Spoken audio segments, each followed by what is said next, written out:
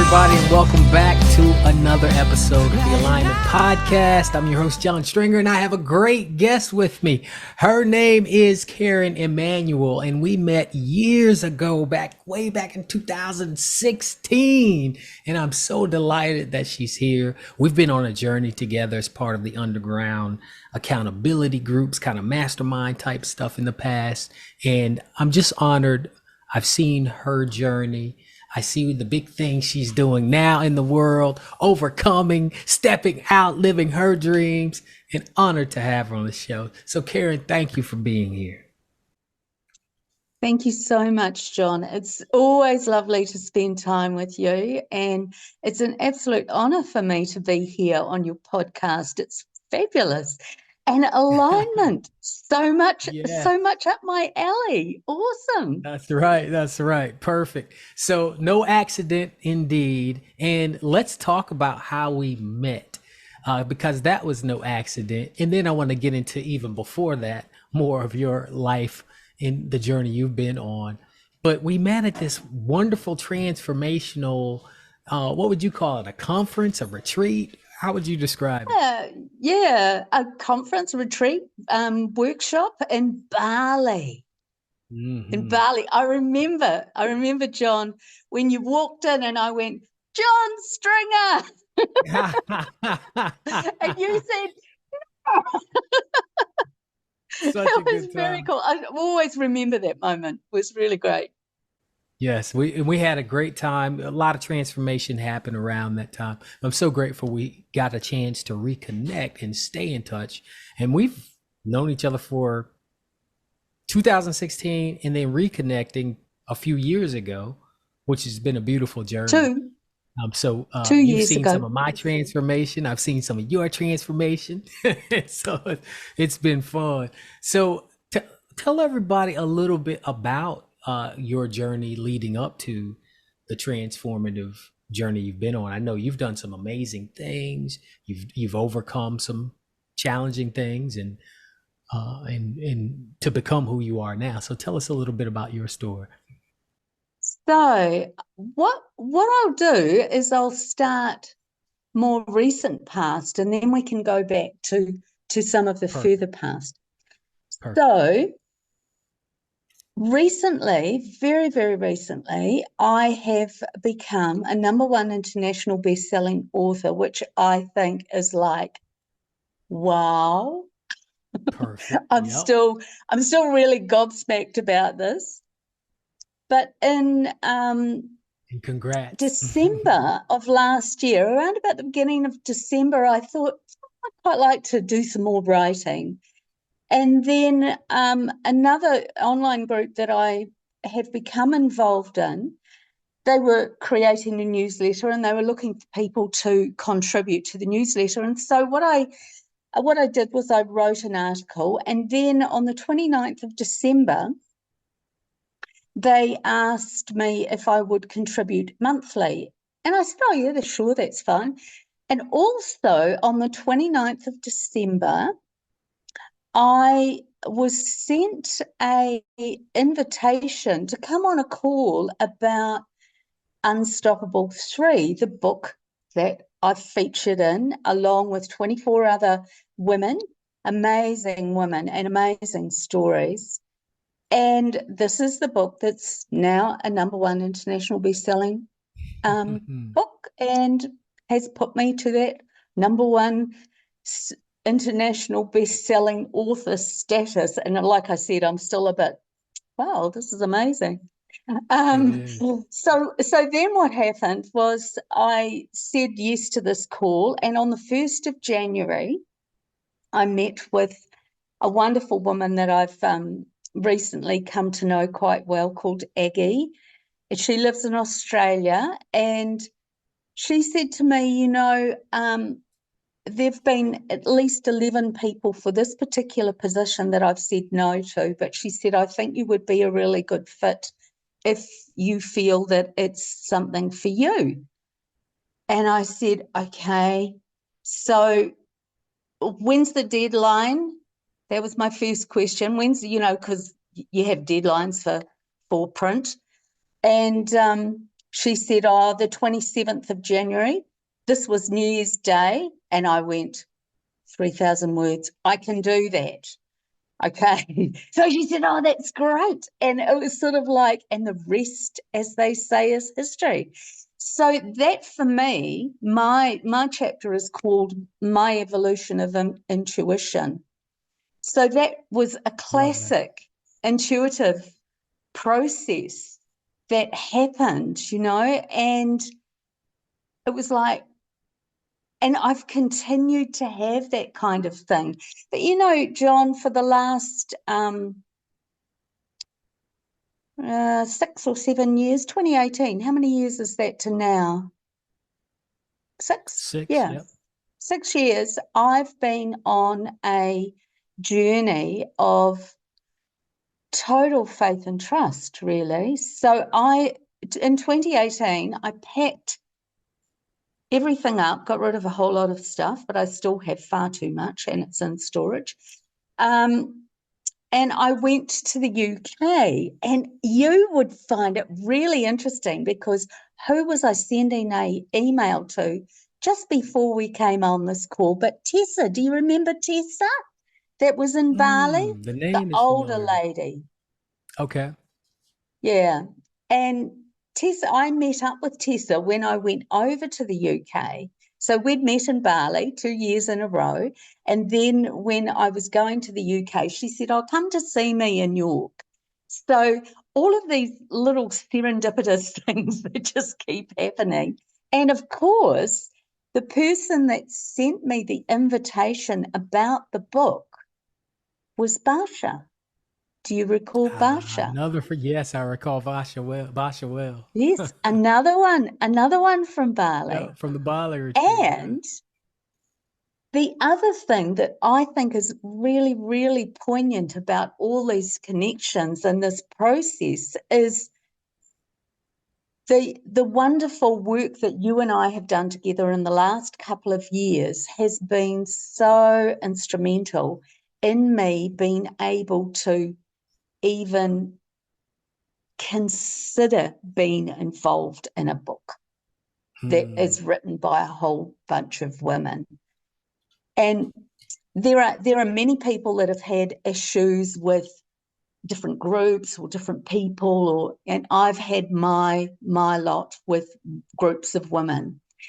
And so if I hadn't have been involved in the online mastermind that we were involved in, I would never have gotten over, never worked through that particular block that I had. And so I would never have even entertained the idea of saying yes. So, and that's another little piece of the puzzle, really. So it's just, I find it really fascinating when you just sort of go from one to the other to the other. And, being on this house sitting journey, it's been absolute journey of faith and trust. And I've recently house sat for a couple of people. He's Welsh and she's English, lovely couple. And because I had chosen not to book one house sit after another, after another, after another, this one came up. And it just sort of fitted in a gap that I had. And so I met these people. And he was absolutely fascinating because he said, "Oh my goodness," because I was telling him this story. And he says, "And you've circled right back round to that Greek man." He said, "You're just like Billy Connolly." And I went, Who "In is the that? company of greatness." Who is that? Billy And who? Billy Connolly. Oh, you don't know who Billy Connolly No, is? not He's a familiar. very famous Scottish comedian. Ah, okay. And Billy's in his heyday really funny. He's a lot older now and he's not well, so he's challenged about, because he would just get up and tell stories basically. Mm. And so this was what this man, Adrian, was saying that I did because of the location of where they lived. I said, oh, I've got a friend. His name's Greg. He lives in Thames, which is about half an hour's drive from where they live, and they're very familiar with the area. And then we were talking about 2020 lockdown, all that kind of thing, you know. And I said, I was stranded in paradise in 2020. And my friend, Greg, same person, right, said to me when I was having a conversation with him during that time, he said, you must have known. You must have known that this lockdown was going to come and you were going to be stranded in paradise. And I said, well, if that's the case, then I knew when in 2018 when I was in the UK, because every little step, every place that I've been, one's led me to the next, the next, the next, the next. And to me, like you say with alignment, that's guidance for me. Yeah, that's beautiful. And so tell us a little bit about 2020.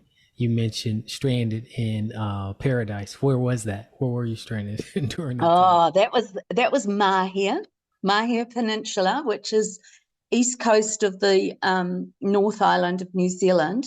So I was actually brought up in a little wee town called Wairoa, which is about 45 minutes to Mahia. And Mahia is a beach resort. If anybody's heard of Rocket Lab, it's an American company, but they've found their home in Mahia Peninsula, which is extraordinary, really, because you just imagine a very, very small place that doesn't have a lot of employment and industry and that kind of thing. And it's really brought that to that area. So Now you're in what part of New Zealand? right now I'm in Taupo, and Taupo Okay. is central North Island. And here they have the largest lake in the southern hemisphere. It's absolutely massive. And Beautiful. I'm here looking after a lovely dog that I've looked after lots. His name's Cascade, and he's a Samoyed, so a husky dog. And, you know, I do have a bit of a hardship, really, because I look out the window that way and there's the water. Beautiful. And if I go a few steps that way, then I'm sitting on the at the sunset bar, because the sun sets over here, and it's just so Love it. I send people these photos and I say, oh, I'm sorry, it's, you know, it's hardship. Someone's tough job. Someone's got to do it. Yes. So how did you end up on the journey you're on now, knowing the way you're living and trusting and intuitive, listening to that intuition more and more and being guided? What led you to this? What were the Well, John, now milestones? that is a really, really interesting question.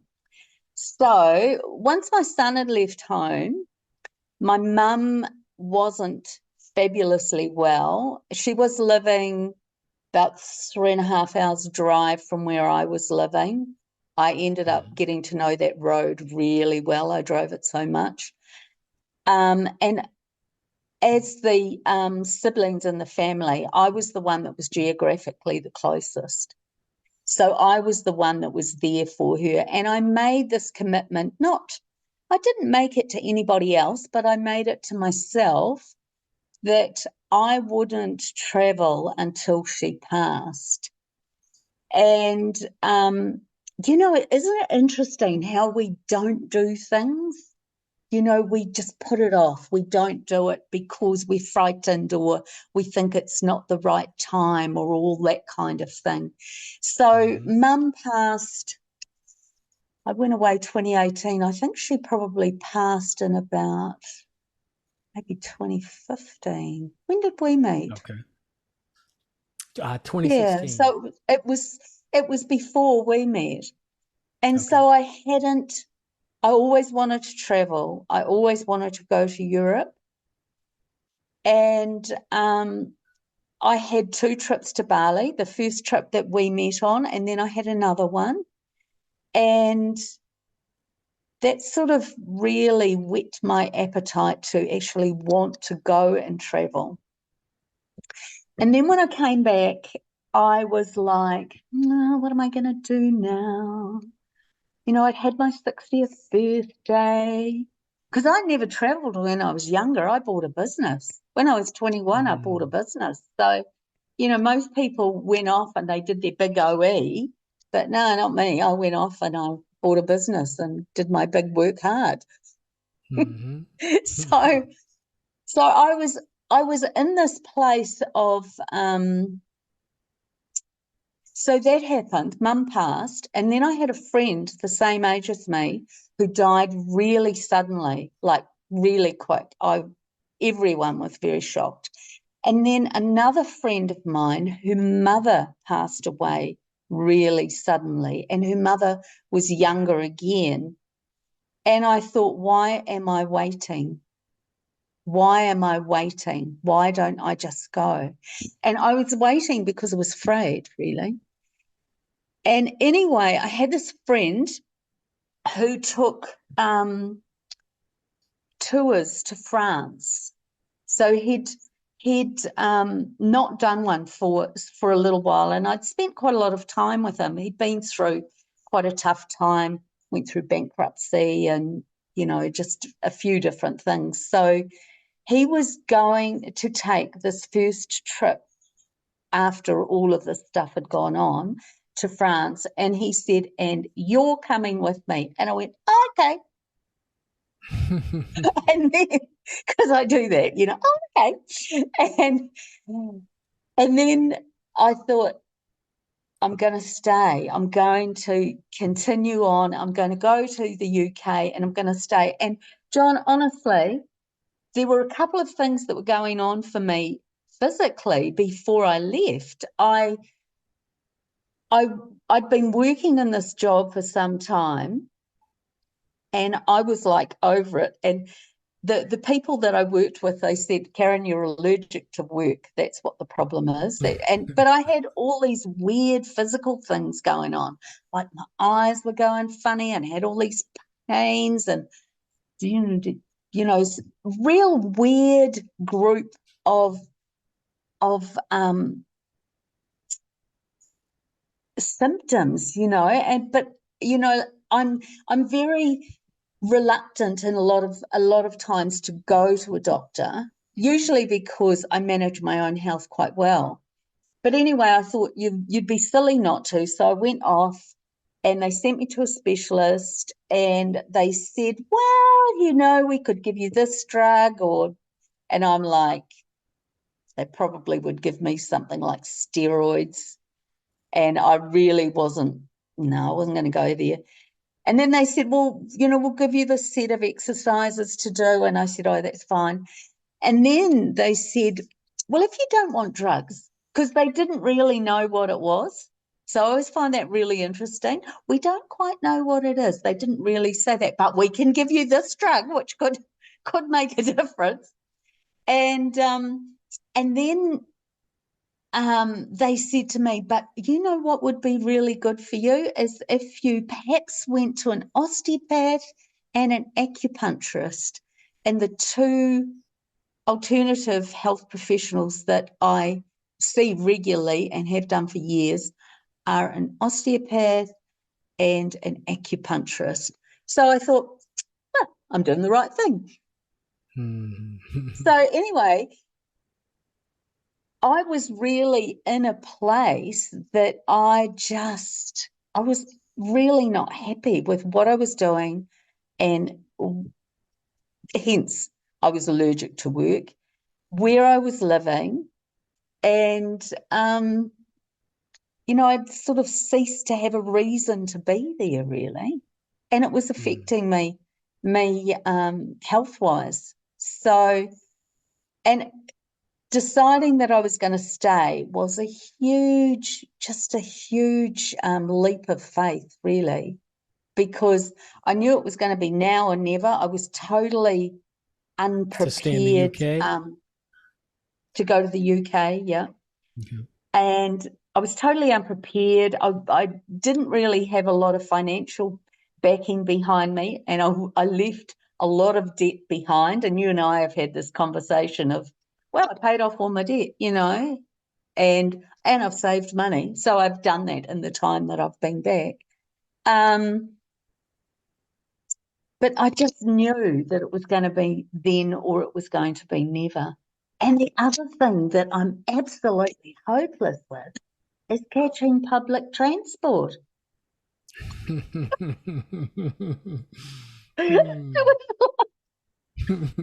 How? Yeah, it's an experience, But, isn't it? but people are amazing, just amazing.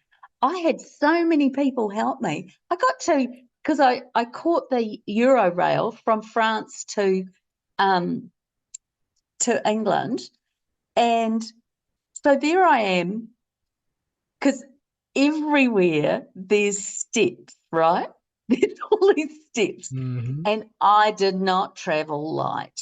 You know, I had I had the big suitcase, and then I had the backpack, and then I had the computer. I didn't travel light at all. So anyway, I'm coming up the steps that I'm trying to remember which railway station it was in London. Anyway, one of them. And it was Ascot Day. So there were a lot of people travelling on the trains to the races at Ascot. And anyway, I'm sort of struggling up the stairs with all this luggage. And there's this lovely young man there who says, "Oh, can I help you?" But he was actually not doing this for me. It was for the girl that he was with, really. And Okay. he lifts the suitcase above his head and goes, like, it's so funny. But I had so many people help me. It was just Beautiful. amazing. Hmm. Just amazing, really. So yeah, I had fun on that journey. It was challenging, but I had fun. Hmm. And so once you got there, did you stayed for how long in the UK? So we had 3 weeks in France. So there Okay. was um nine of us, I think, in a minivan. So that was all sort of handled. And then when I went to the UK, like I said, I had, oh, the first house sit, that was really funny. The very first one that I had there was in Bracknell. And this was why I was taking this train. And so I'm sitting there waiting at the train station because they were going to come pick me up, and that was all very nice. Waiting, and watching all these people that were going to the Ascot races. So that, amused me for a while. And then eventually the lady turned up and she said, "Oh, she said, they've cancelled all the flights. We were to go to France. So they had all these Hmm. strikes, so they couldn't go." So it was Okay. sort of like, okay, so this is my first one here, and what are you going to have? So I've learned just to wait. Sometimes if you just wait a little bit of time, then things unfold. So rather Hmm. than get agitated, or it's all part of that faith and trust thing. Just wait. So anyway, she said, okay, and she took me into the house, showed me the room, all that kind of thing. Her partner said, "You've got rocks in here," when he was lifting the suitcase up the stairs, rocks from New Zealand. That's funny. Anyway, so I just sort of settled into the room, and they went off and they said, "Well, you're here, we may as well see if we can find a place to go to in the UK." And they said normally nothing would come together very quickly. But anyway, within an hour, they'd sorted it all out, and they were heading off the next day. They knew exactly where they were going. They wanted a hot tub for her and a big screened TV for him. So they got what they needed, and off they went. So yeah, I actually ended up being in the UK for or in Europe for nearly 6 months. And Hmm. in that time, I spent 3 months at a Vipassana meditation center. Mm, beautiful. And that's the So that was pretty interesting. hmm so from the experience at the Vipassana meditations um, center, it's interesting that it seems like were you already on a path of exploration at that time and sort of using spiritual practices, or was that something new that you were just exploring, or had you already been on that path? No, I did my first just trying to think how long ago it was. My first Vipassana meditation course, because Vipassana is taught all over the world, there's Mhm. centers all over the world. This is the technique that Buddha taught. It's not Buddhist, it's non-sectarian, but it is the technique that he taught. And a friend of mine, a year before I did my first course, which would have been, let me think, probably about 28, 29 years ago, I Okay. think would have been when I did my first course. And Okay. because of my situation, so I was a single mother, I had a business, and to find 10 days, because with Vipassana, your first course is 10 days. People say, can't you do a short one? No, it doesn't work like that. You need that foundation of that amount of time to learn the technique. And that's the process. That's the way it works. So the year before, a friend of mine she'd sat a course and we sat together, as you do, and had coffee, and she told me about her experience. And I thought, intuitively, I knew I was going to do it.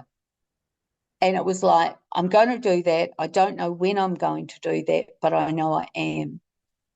And so this was the technique, the meditation technique that was what was going to work for me. And Mm, when I was in the UK, I remembered that, you know, these things always come when you implement a practice that puts you in that space to allow the wisdom to come in, doesn't it, John? mm. Yeah, that's So right. I thought, oh, I'll just do a little bit of yoga, and I was just doing a few poses and things. And then I went, oh, when I was deciding to travel, I thought, oh, I'll spend some time at a Vipassana meditation center, because I knew they were all over the world, but I hadn't researched where they were. So I went online and I had a look, and there were two in the UK. So one is a big one called Dharma, and it's a big purpose-built centre. It's the main one. And then the one that was closer to where I was called Dharma, which is the Dharma of joy. Mm, And that one, they had, because it's all run by volunteers. Everyone that goes there is a volunteer, right? So once you've done a course, you're considered an old student, and then you can go and serve. So the service is about, it could be about serving on one of the courses. Basically, you cook, you clean, you wash lots of hmm, dishes.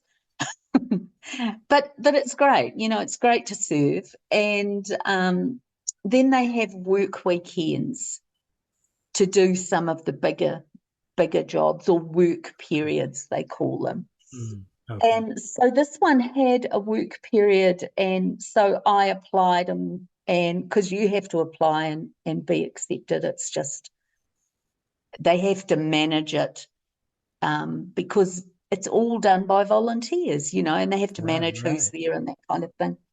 And So I went for this work weekend. I actually went for 4 days. I stayed for 3 months.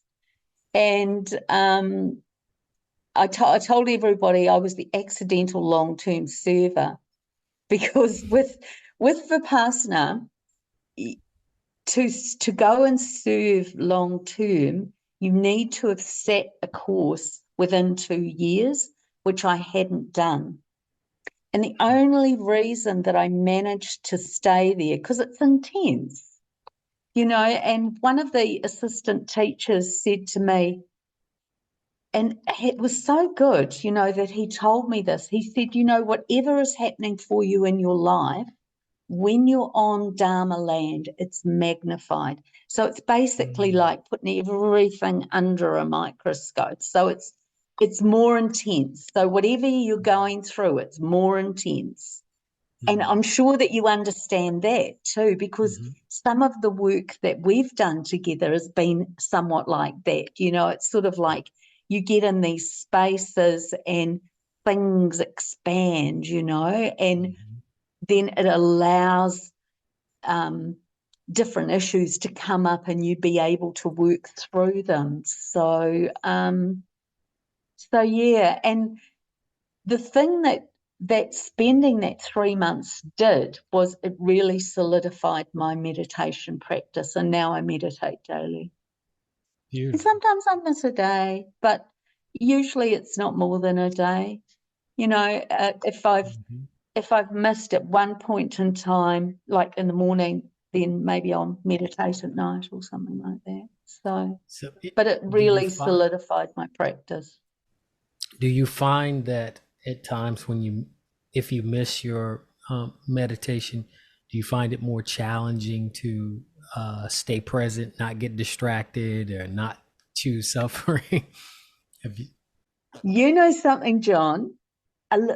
Something that Vipassana is really about and is really helpful for us is addictions, because you Mm, have craving and you have aversion. So you might crave when you practice Vipassana, you're observing sensations in the body, and you might crave a very nice, light, gentle, pleasant sensation. And you may have aversion to a dense, heavy, painful, unpleasant mhm, sensation. So something that happened for me when I came back to New Zealand, I actually spent quite a lot of time at the centre here in New Zealand, much more than I'd ever spent in the past, because I had never been able to. I'd done 2 or 3 courses at the centre, but I'd never been able to have the time to go there. Um, and I remember waking up late this morning because it's very structured. And when mhm. when you have a course, you get up for first meditations 4:30 in the morning, and you Wow. basically meditate all day on and off. You have little blocks. And then when they have work periods, it's 6 o'clock. And this particular day, I woke up late. I hadn't heard the gong, and I was like really out of sorts. And so for a long time, I'd go, yeah, I have to do it. I have to do it. If I don't do it, then I'm not going to feel good. And then I realized that's a craving. That's And funny. I have Yeah, an aversion to not doing it. So exactly. that was really interesting. And now, where I'm at now with my practice is, and for me, like, I'm such a novice with Vipassana. The amount of courses in that, so little in comparison to many people who do 10, 20, 30, 40-day courses and have been meditating really consistently at a high level for years. So I'm like this novice, but what I've learned is what I do is working well for me. Perfect. Yeah. And funny thing is, that was one of the early lessons we learned is find what works for you. That's most important above all things. Whatever Yeah. practice works for you, find that, do that, and you're winning. You know, no matter what anybody else Yep, says, you're winning. So yep. the journey of your um, past, I feel, informs really what you've stepped into now, or at least from other things I've observed, kind of the trials you've overcome, the I know there were business trials, personal life trials, things like that. Tell us some of the lessons you got out of those, and maybe a little morsel of those stories, but just what the lessons were you got out of them. So my first child was stillborn, 35 and a half weeks. So that happened to me when I was 29. 29. So my sister, who worked in early child with the little sick babies, basically, she said, you're Mhm. going to be a prima gravid. That basically when you got to 30. And I said, no, I'm not. So because I was 29, I missed out on that. But this baby was born. There was really nothing wrong with her, and so that was a huge thing at the time for me to get through. It was probably one of the biggest challenges that I'd had to deal with. Um, I think that I've always been one of those people who's been quite a good manifester. And the trick with manifesting is you can be really good at manifesting stuff that you don't want as well. So That's right. getting really clear about that was really challenging. So that was a really big thing for me, was dealing with that. And at the time that my marriage split up, I had a business partner. So I had like um, tons of balls in the air, really. So I had a business partner. That business partner relationship was showing major cracks. My marriage split up. My son was due to go to school or going to school, and he was very challenged by the whole schooling system. And a couple of years after that, my dad died. So, or no, he didn't die. He had a massive heart attack and ended up on life support. So, yeah, I had a few things there for a while, which were like, funnily enough, I spoke to a friend of mine, and he said to me, you know, he said, Karen, they sit up there on a cloud, they look down and they going, wonder how she's coping with this. Let us just throw this one down and see how she manages that one. And I'm going, yeah, that just feels like my life at the moment. So, so what did I learn? I really learned that you've just got to keep going. It doesn't really matter what's going on. And being by myself, having a child and a business, I just did that. I just kept going. Hmm. I actually fell 3 meters onto a concrete floor. This was quite a few years ago. And I had a bride. So that happened on the Sunday night, I think. And on the Monday, it's either the Saturday or the Sunday. And then on the Monday, I had this bride coming in to have a trial for her wedding, which was the following weekend. And I was there in the salon to do that, because I couldn't let her down. I thought that just, and so we were there and we did this here, and I had people working with me and we did the makeup, but I was sort of there front and center doing it as well. So yeah, and I don't talk about a lot of that stuff in my book. I talk about Wow. Hmm. I talk about sitting at the bottom of a I feel like I was sitting at the bottom of a hole and just wanting to stay there and end up being a puddle because Mhm. there was just all of this stuff going on around me, you know. I Mhm. had like stuff going on with my son and my ex-husband and this business partner, and it was all happening really, you know. And and there were times I sort of thought, how did I just keep going? But I did just keep going, you know, Mm. because I had to. Mm. Any mother will tell you that there's nothing like having a child to make you get up and keep going. Yeah, that makes sense. Yep. That's so funny. You just reminded me of how community feels like, in whether you define community as your mother and a child, whether you define it as a larger thing, others can be such a motivating factor, just like you described, and how I've seen it show up so often with my wife. When my wife and my son go leave or are out of town, it's just me. I don't have the same motivation. You know, when they're here, I have more drive and motivation. When they're gone, I'm kind of like, huh, man, I feel different. You know, it's just different. So I get that. A mother's motivation for a child, I get it. Yeah. Yeah, yeah, it is a big thing actually. Yeah. It is. It's a very, very big thing. So yeah, I don't, I could honestly I could tell you about one incident after another after another.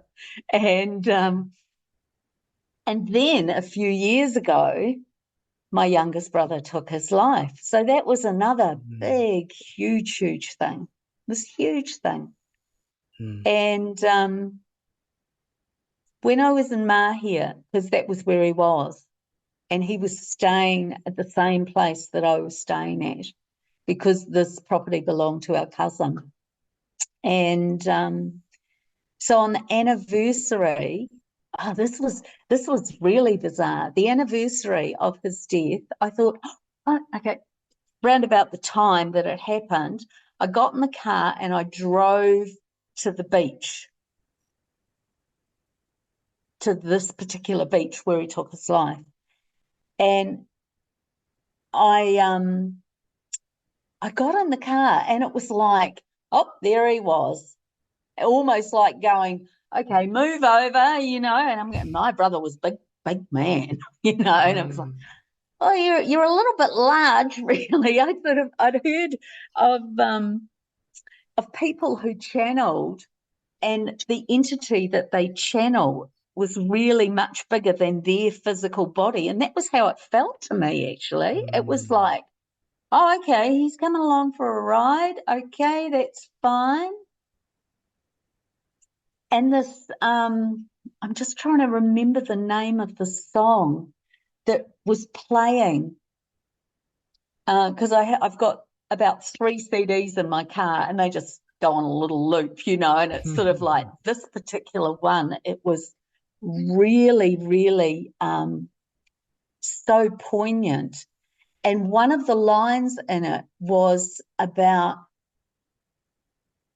living after you die. Mm.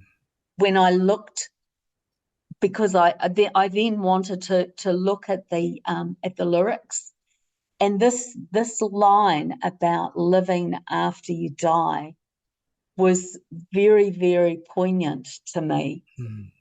So so yeah, and that really made me that time really made me realize how differently people grieve, and how little things within families that can be just like a little difference. They can be just the the term that I said was cracks can become chasms. and the Mm. chasms are like this big separation that happened. And that was what happened for me. And I found that really, really Mm. challenging at the time. So, Happened with your family, you mean? yeah, yeah. Gotcha. And it never really, connection never really came back. Um, after my mum passed, and when you have that generation above you, they sort of hold everything together, don't they? You Yeah. haven't experienced that, but they do hold No. everything together. And then Oh, when they're yeah. gone, Hmm. it's different. It's really, really different. And so that was really, really difficult for me, Hmm. that time, and that separation was difficult. It was sort of almost like everybody went off to their own little corners and they grieved in their own way. And there wasn't that cooperative um, or grieving together, if you like. That didn't Right. happen, Mm. So yeah, that was a very challenging time, and but it really taught me a lot about people that are going to take their lives, and how often, in some cases they may be able to be stopped, but some you could never stop it. Mm. They'd made that decision and they were going to follow through on it. And the other thing that was really quite profound about that time, apart from one of his mates telling me he had a real crush on me when we were younger, and I went, "You tell me that then." Yeah. That would have been a real boost for my self-esteem back then. But the other thing was how many of his friends were in the same place. That Mm. just blew me away. Just Mm. really, really blew me away. And one of them said to me, there I was with the rope in my hand, and something made him go and call his sister-in-law. And so he never ever went through with it. But Mm. so many of them were in that place. It literally just blew me away. It really, really did. Wow. And I think that for anybody who's had that experience close to them, it's hard. It's really, really hard, Mm. because everybody blames, themselves, really. If we had answered this call, or if we had have seen them then, but at the end of the day, he'd made this decision, and he'd chosen a way to execute his plan that there was no coming back. Mm. And I actually said, because I've always been like my brother called me Venus. He had a nickname for everyone, and I was Venus.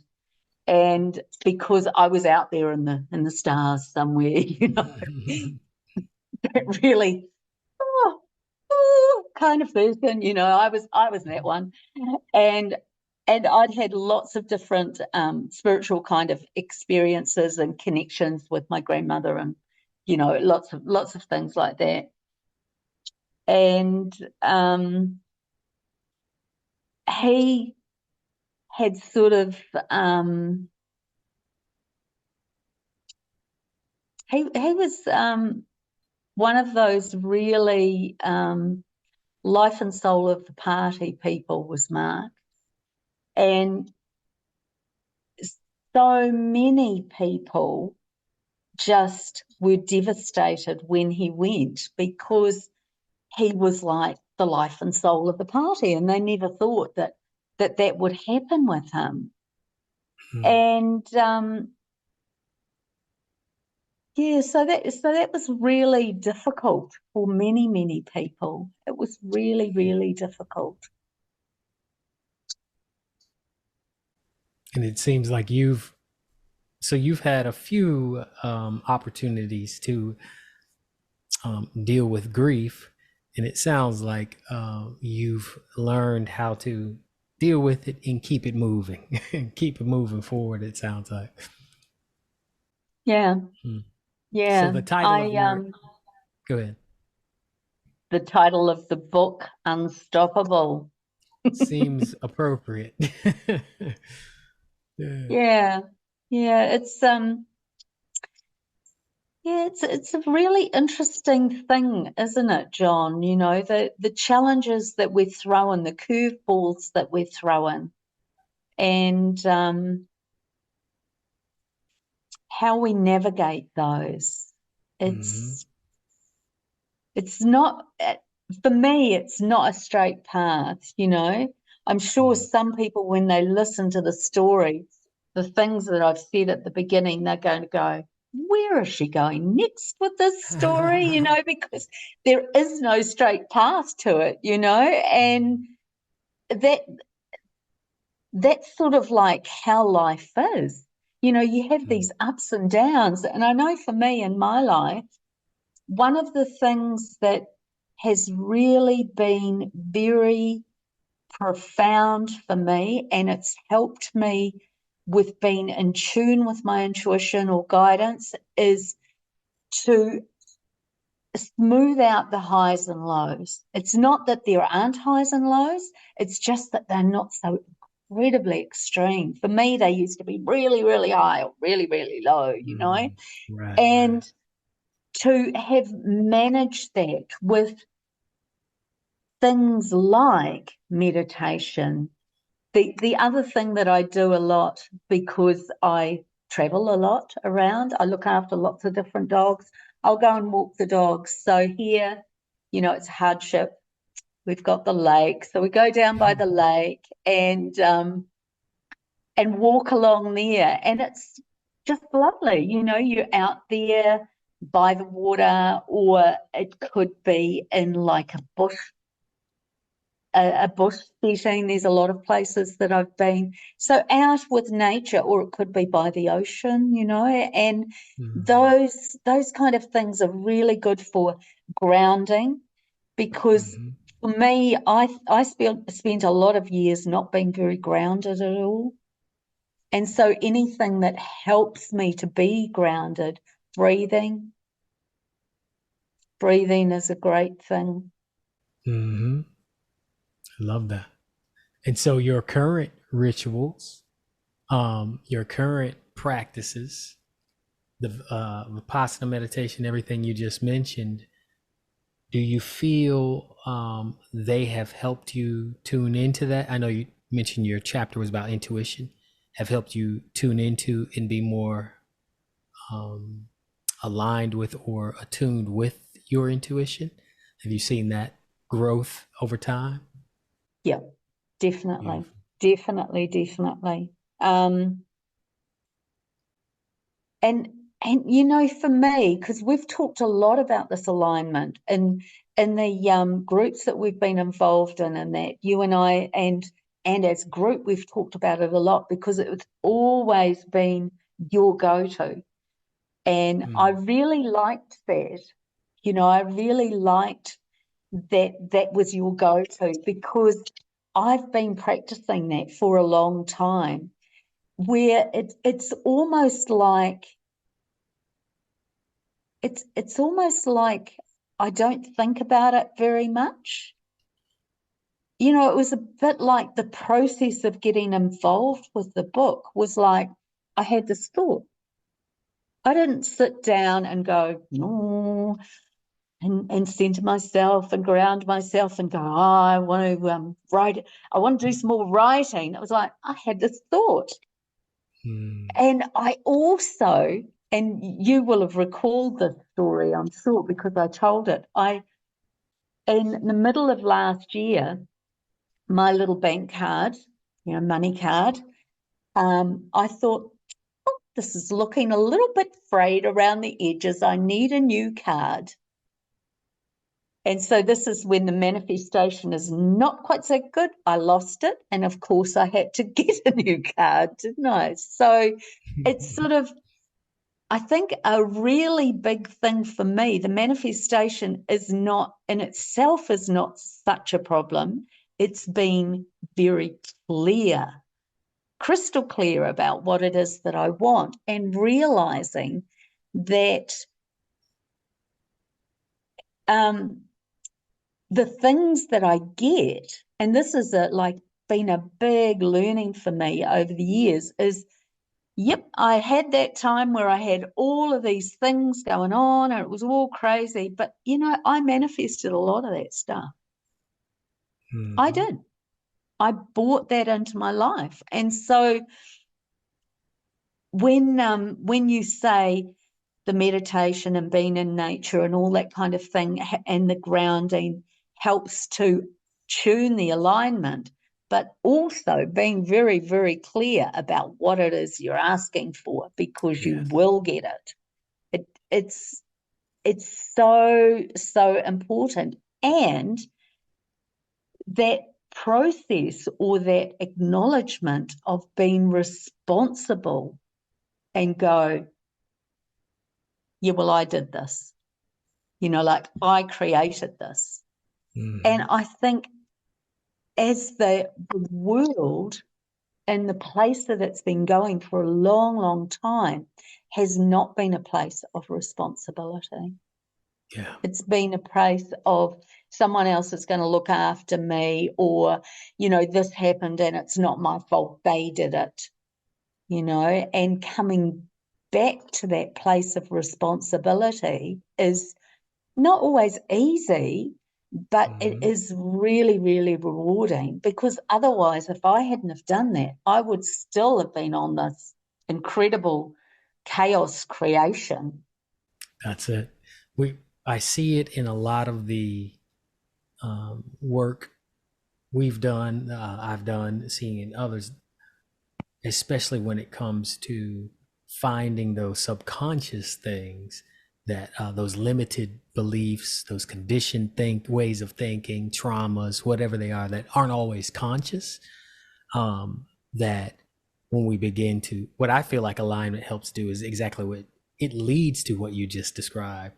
It helps us get conscious and start to recognize some of the intentions that we're subconsciously creating, the chaos, the traumas, the fears, right? It expands the awareness so we can see them clearer and then begin to choose differently. And it's almost like that first breath to relax, so we can get in a space of alignment to see what we're choosing and what we're unconsciously intending.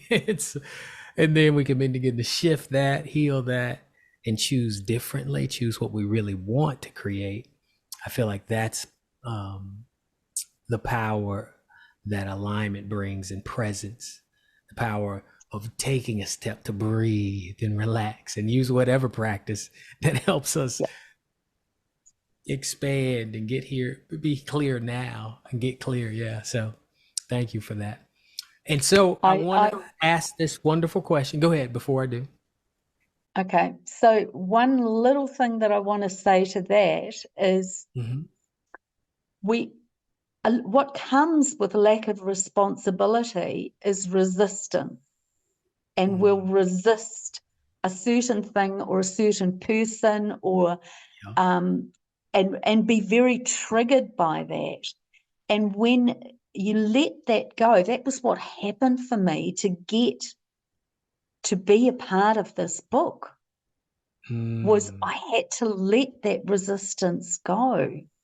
And it sort of dissolved, and I didn't really know that it had, it was such a process, and it was like, oh, yeah, I could be involved in this group, it was sort of like, and afterwards, and I think I said this to you in a conversation that we had, when I had this opportunity, and Aggie said to me, "Well, I think that you'd be a really good fit if it resonates for you, if it feels right for you." And I went afterwards, "Oh, I got it was like being picked for a sports team. I've never really been much of a sports team person. I went, "Oh, how exciting!" That's awesome. Yes, you really let go of the resistance. That's beautiful. That is beautiful. So tell people where, one, they can find you and where they can find your book online before we close. Okay, the book is available on Kindle. So there are Perfect. 3 books in the series: Unstoppable, Unstoppable 2, and Unstoppable 3. Beautiful. And where can they find me? They can find me at karenemanuel.com or find me on Facebook. I'm on Yay. Facebook, and I am on a few other things, but I'm progressively getting that together. So one of the things we talked about, resistance. I've had a big resistance to a lot of technology things, and Sure, a sure. lot of that is melting away too. I did something the other day and I went, "Oh, that was simple. How That's come that awesome. was so simple?" That's So awesome. the brain is expanding, the resistance is shrinking. So it's exciting. So, and if you Hmm. can't get me any other way, talk to John. That's right. Reach out. We'll connect you. Karen, it has been a pleasure to have you on and to see you blossom. And congratulations on the best selling book and all that you're doing, all the new ways you're expanding, the new ways you're letting go of the resistance and creating what you desire. I love it, sister. Thank you so much for joining me. Well, thank you. It's been an absolute pleasure. Thank you so, so much. Awesome. And everyone, make sure to hit like if you're seeing this on social media or YouTube or anywhere like that, and subscribe to the channel and send your love and your comments about what you got from Karen. And if you get a copy of the book, tell her you learned about it on the Alignment Podcast. Much love, everybody. Have a good one. Absolutely.